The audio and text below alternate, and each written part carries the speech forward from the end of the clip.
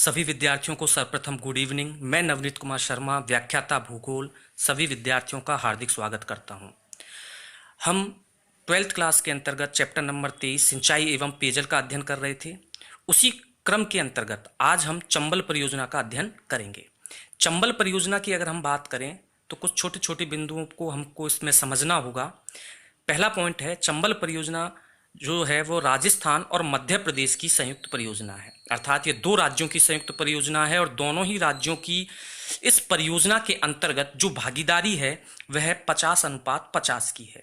इस परियोजना को वर्ष 1953-54 में प्रारंभ किया गया था और इसे प्रारंभ करने का जो उद्देश्य था वह उद्देश्य ये था कि चंबल की जो विनाशकारी लीला थी उसे समाप्त करते हुए सिंचाई और विद्युत उत्पादन को बढ़ावा दिया जा सके।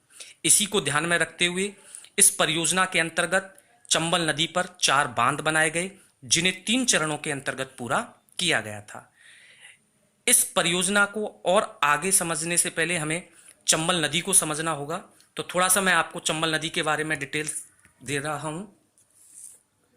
चंबल नदी, अगर हम चंबल नदी की बात करें तो चंबल नदी जो है वो जानापाव की पहाड़ियों से निकलती है। जानापाव की पहाड़ियां विंध्याचल पर्वत का ही एक हिस्सा हैं, अर्थात चंबल नदी महू एमपी के अंतर्गत निकलती है।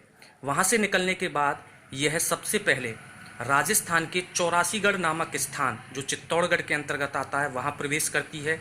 वहां से यह कोटा और बूंदी की सीमा बनाते हुए सवाई माधोपुर के बाद करौली, करौली के बाद धौलपुर और अंततः यह उत्तर प्रदेश में यमुना में जाकर मिल जाती है। अर्थात चंबल नदी यमुना की सहायक नदी है। इस दृष्टि से अगर हम देखें तो चंबल नदी राज्य के 6 जिलों में बहती है। राज्य के अगर 6 जिलों की बात करें तो Chittorgarh number 1, number 2 Kota, number 3 Bundi, number 4 Sawai Madhopur, number 5 Karauli, number 6 Dholpur. तो इस तरह से यह 6 जिलों में बहने वाली नदी है। अब इस पर स्थित अगर हम बांधों को देखें तो इस पर 4 बांध बनाए गए हैं। गांधी सागर बांध, राणा प्रताप सागर बांध, जवाहर सागर बांध और कोटा बैराज, जिनमें से 3 बांध जो हैं वो विद्युत उत्पादन के लिए काम में लिए जाते हैं, किंतु कोटा बैराज का जो उपयोग है वो केवल और केवल सिंचाई के काम में लिया जाता है।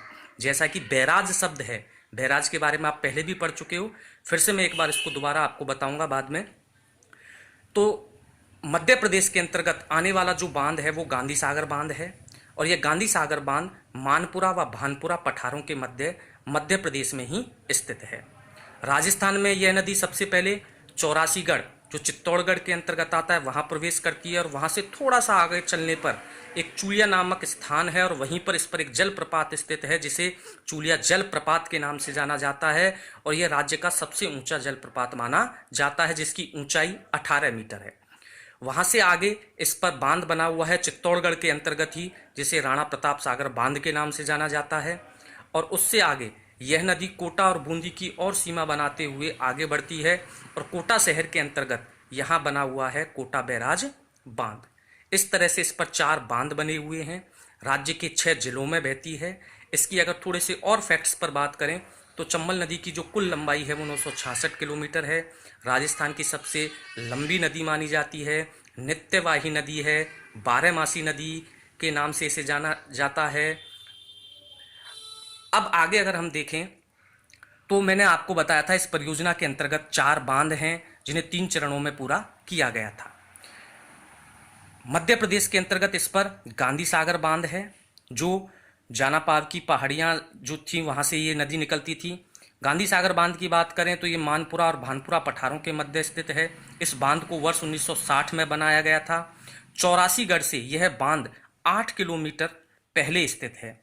इस बांध से 2 नहरें निकाली गई हैं और इस बांध को पहले चरण के अंतर्गत बनाया गया था। पहले चरण के अंतर्गत इस नदी पर 2 बांध बनाए गए थे। नंबर 1 गांधी सागर बांध और दूसरा जो पहले ही चरण में ही बनाया गया था वो है आपका कोटा बैराज। यानी कोटा बैराज और गांधी सागर ये दोनों ही बांध जो है पहले चरण के अंतर्गत, जबकि दूसरे चरण के अंतर्गत राणा प्रताप सागर बांध और तीसरे चरण के अंतर्गत जवाहर सागर बांध। एक बार फिर रिपीट करूंगा कि इस नदी पर 4 बांध हैं जिन्हें 3 चरणों में बनाया गया। पहले चरण में 2 बांध बनाए गए, गांधी सागर बांध और कोटा बैराज, जबकि दूसरे चरण के अंतर्गत राणा प्रताप सागर बांध और तीसरे चरण के अंतर्गत जवाहर सागर बांध।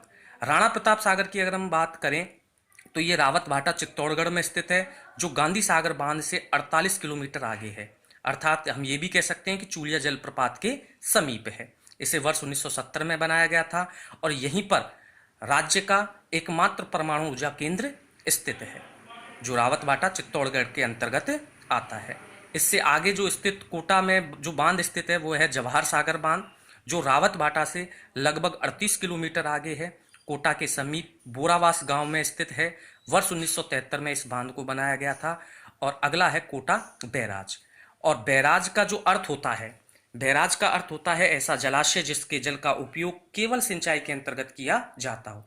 यानी इस पर स्थित जो 4 बांध हैं उनमें से 3 बांध, गांधी सागर बांध, राणा प्रताप सागर बांध और जवाहर सागर बांध, इनका उपयोग जो है विद्युत उत्पादन में, बाकी के और कार्यों में भी किया जाता है, किंतु कोटा बैराज का उपयोग केवल और केवल सिंचाई के तौर पर काम में लिया जाता है।